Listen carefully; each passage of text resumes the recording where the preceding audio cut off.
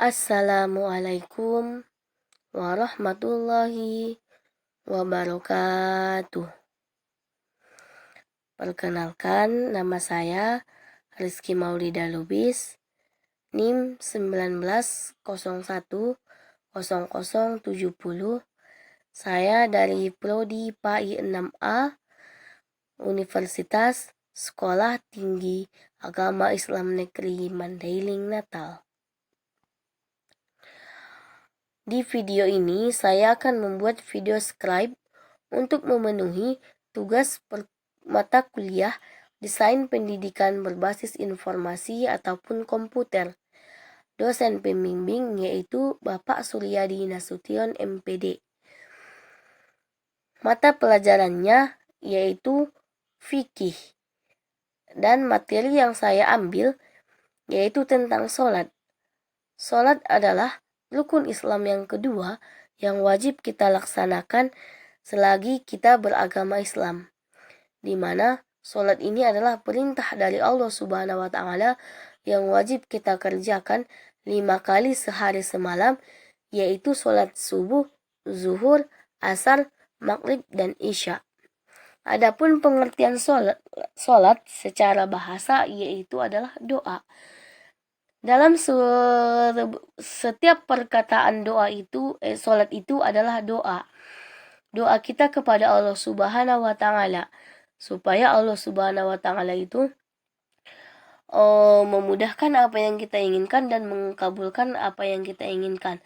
Maka kita harus merayu dulu kepadanya supaya Allah itu memberikan apa yang kita inginkan.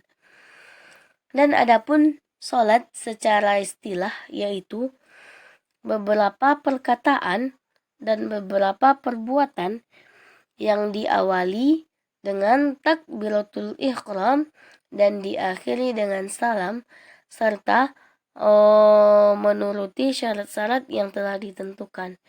Jadi kalau kita melaksanakan sholat, kita harus memenuhi syarat-syarat yang telah ditetapkan, karena syarat-syaratnya ini adalah wajib kita lakukan dalam melaksanakan sholat supaya sholat kita itu diterima oleh Allah Subhanahu wa Ta'ala. Adapun syarat-syarat wajib sholat yaitu beragama Islam. Orang yang beragama Islam diwajibkanlah atasnya sholat. Tapi jikalau dia orang yang selain agama Islam, maka tidak diwajibkan atasnya sholat. Karena sholat ini dihususkan kepada orang yang beragama Islam saja. Dan yang kedua, sudah balik. Maksud di sini yang sudah balik yaitu adalah orang yang sudah dewasa. Yaitu kalau dia seorang laki-laki menandakan dia ini sudah dewasa ataupun balik, yaitu dengan dia akan yang namanya mimpi basah dan tumbuhnya jakun. Dan jikalau dia seorang perempuan, maka dengan keluarnya darah haid, yaitu darah yang berwarna merah kecoklat-coklatan, dan itulah yang dinamakan dengan darah haid. Dan cara membersihkannya yaitu dengan mandi wajib. Yang ketiga, berakal sehat. Orang yang berakal sehat maka diwajibkanlah atasnya untuk melaksanakan sholat. Karena orang yang tidak berakal sehat tidak wajib atasnya sholat, karena dia ini tidak memiliki akal dan pikiran, yaitu orang gila. Maka orang gila tidak diwajibkan atasnya melakukan sholat, karena dia tidak akan mengetahui mana syarat-syaratnya, mana rukun-rukunnya, mana yang membatalkannya. Dan yang ketiga, dan yang keempat, suci dari haid dan nifas. Jadi kalau kita seorang perempuan, kita harus suci dari haid dan nifas untuk melaksanakan sholat. Dan cara mensucikannya itu dengan mandi wajib. Nifas ini adalah orang yang baru saja melahirkan. Dia itu keluarlah akannya darah nifas, makanya tidak diwajibkan atasnya untuk sholat, karena dia itu dalam keadaan kotor. Setelah mandi wajib, baru diwajibkan atasnya untuk sholat. Dan yang terakhir, telah mendengarkan ajaran dakwah Islam. Maksudnya di situ adalah kalau kita sudah mengetahui sholat itu hukumnya apa, syarat-syaratnya yang membatalkannya, dan jikalau orang yang melakukan sholat itu akan mendapatkan dosa, maka kalau kita sudah mengetahui itu, maka diwajibkanlah atas kita sholat.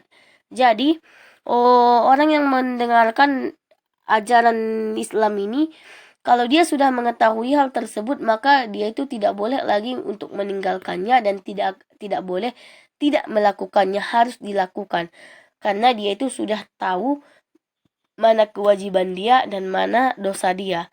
Jadi itulah yang dimaksud dengan telah sampai kepadanya ajaran dakwah Islam. Jadi dalam kelima hal tersebut, kalau kita sudah mendapatkannya pada diri kita, maka diwajibkanlah atas kita sholat. Selanjutnya masuklah kita ke syarat-syarat sah sholat. Ada 7 macam. Yang pertama, suci dari 2 hadas, yaitu hadas kecil dan hadas besar. Kita harus suci dari kedua hadas tersebut. Dan yang kedua, suci seluruh badan, tempat, pakaian dari najis. Dimana kalau kita mau melaksanakan sholat, kita harus mensucikan badan kita, tempat kita, pakaian kita dari najis, supaya sholat kita itu diterima oleh Allah Subhanahu wa Ta'ala. Dan yang ketiga, menutup aurat. Setiap orang yang melakukan sholat harus menutup aurat, dimana aurat laki-laki itu mulai dari pusat sampai lutut, dan aurat perempuan dari seluruh tubuh kecuali muka dan kedua telapak tangan. Itulah yang wajib kita tutup kalau kita mau melaksanakan sholat. Dan yang keempat, masuk waktu sholat. Maksudnya di sini waktu sholat yaitu adalah kalau kita melaksanakan sholat, maka kita harus sudah masuk waktu, makanya kita boleh melaksanakan sholat. Seperti halnya kalau menandakan, seperti pada umumnya, kalau menandakan sholat itu sudah masuk waktu, yaitu dengan adanya dikumandangkannya azan. Jadi kalau sudah azan, maka kita harus melaksanakan sholat dengan segera. Dan yang kelima, menghadap kiblat. Menghadap kiblat yaitu menghadap Baitullah, dan itulah kiblat kita. Yang keenam, mengetahui mana yang fardu dan mana yang sunnah. Kalau kita melaksanakan sholat, kita harus mengetahui mana yang fardunya dan mana yang sunnahnya, karena yang fardu ini tidak boleh kita tinggalkan, karena itu merupakan wajib hukumnya untuk melaksanakannya. Dan yang ketujuh, menjauhi perkara-perkara yang membatalkan sholat. Jadi kalau mau melaksanakan sholat, kita harus menjauhi perkara-perkara yang membatalkannya. Dan ada pun rukun-rukun sholat itu, yang pertama niat.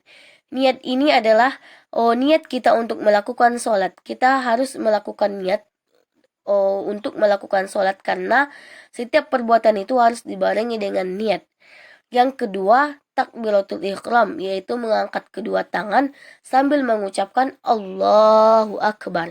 Itulah yang dinamakan dengan takbiratul ihram. Yang ketiga, berdiri tegak bagi yang mampu. Setiap orang yang mau melaksanakan sholat, dia harus berdiri tegak kalau dia selagi mampu. Kecuali orang yang tidak mampu, maka diperbolehkanlah atasnya sholat dengan duduk. Dan yang keempat, membaca surah Al-Fatihah. Jadi, kalau kita melaksanakan sholat, wajib hukumnya untuk membaca surah Al-Fatihah, karena ini adalah surah pertama yang diturunkan, maka kita diwajibkan atasnya untuk membaca surah Al-Fatihah. Yang kelima, ruku dengan tomak-ninah, yaitu ruku dengan tomak-ninah. Dan yang keenam, i'tidal dan tomak-ninah, yaitu bangkit daripada ruku. Kita harus bangkit daripada ruku dan tomak-ninah, yaitu berhenti sejenak. Dan yang ketujuh, sujud. Sujud ini adalah menandakan bahwa kita ini hamba yang lemah, hamba yang penuh dosa, dan hamba yang rendah. Yang kedelapan, duduk antara dua sujud. Dan yang kesembilan, duduk tasyahud akhir. Duduk tasyahud akhir ini adalah duduk yang penghabisan. Dan yang ke-10 membaca tasyahud akhir. Dan yang ke-11 membaca selawat kepada Nabi Shallallahu Alaihi Wasallam. Dan yang ke-12 membaca salam. Salam ini adalah penutup sholat, di mana salam ini adalah akhir dari perbuatan sholat. Dan yang ke-13 yaitu adalah tertib. Tertib ini adalah kita harus melakukannya tertib, melakukan rukun-rukun sholat itu dengan tertib supaya sesuai dengan yang sudah ditetapkan. Adapun yang membatalkan sholat itu, yang pertama bersih daripada hadas. Kita harus bersih daripada hadas supaya sholat kita ini bisa diterima oleh Allah Subhanahu wa Ta'ala. Dan yang kedua, terkena najis. Jadi kalau orang yang terkena najis maka dibatallah sholatnya. Dan yang ketiga, berkata-kata dengan sengaja yang bukan perkataan sholat. Kalau kita melakukan sholat, maka kita tidak boleh melakukan perkataan yang bukan perkataan sholat, karena itu bisa membatalkan sholat. Yang keempat, terbukanya aurat. Kalau aurat kita terbuka, maka sholat kita juga akan batal.